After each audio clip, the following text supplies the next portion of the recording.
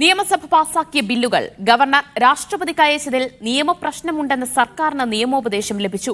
Governor ഒപ്പുവെച്ച ഓർഡിനൻസുകളിൽ മാറ്റങ്ങൾ വരുത്താതെയാണ് ബില്ലുകൾ തയ്യാറാക്കിയത്. എന്നിട്ടും ബില്ലുകൾ തടഞ്ഞുവെച്ചത് മറ്റ് താൽപര്യങ്ങൾ കൊണ്ടാകാമെന്നാണ് വിലയിരുത്തൽ.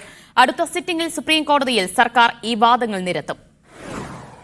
സർക്കാരും ഗവർണറും തമ്മിലുള്ള നിയമപോരാട്ടം സുപ്രീം കോടതിയിൽ പുരോഗമിക്കുന്നതിനിടെയാണ് സർക്കാരിന് അനുകൂലമായ നിയമോപദേശം ലഭിക്കുന്നത്. ഇപ്പോൾ രാഷ്ട്രപതിക്ക് അയച്ച ബില്ലുകളിൽ ചിലത് നേരത്തെ ഓർഡിനൻസായി എത്തിയപ്പോൾ ഗവർണർ അംഗീകരിച്ചവയാണ്.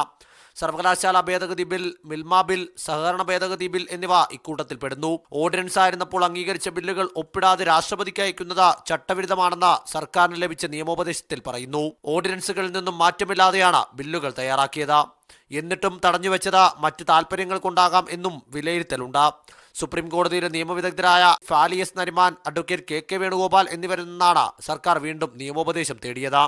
ജനുവരി 8 നടക്കുന്ന അടുത്ത സിറ്റിംഗിൽ സർക്കാർ ഇക്കാര്യം സുപ്രീം കോടതിയിൽ അവതരിപ്പിക്കും. ബില്ലുകൾ ഒപ്പിടുന്നത് സംബന്ധിച്ച സമയപരിധി വേണമെന്നാവശ്യപ്പെട്ട ഭേദഗതി സത്യവാങ്മൂലവും സർക്കാർ ഉടൻ കോടതിയിൽ സമർപ്പിക്കും. ബില്ലുകളുടെ കാര്യത്തിൽ ഒരു തരത്തിലുള്ള വിട്ടുവീഴ്ചയും വേണ്ടതില്ല എന്നാണ് സർക്കാർ നിലപാട്. അടുത്ത മാസം സിറ്റിംഗ് നടക്കാനിരിക്കെ വന്ന നിയമോപദേശം ഭാവിയിൽ ഉപകാരപ്പെടുമെന്നും സർക്കാർ കണക്കുകൂട്ടുന്നു. ഗോപാൽ ശീലാസനൽ, മീഡിയ 1, തിരുവനന്തപുരം.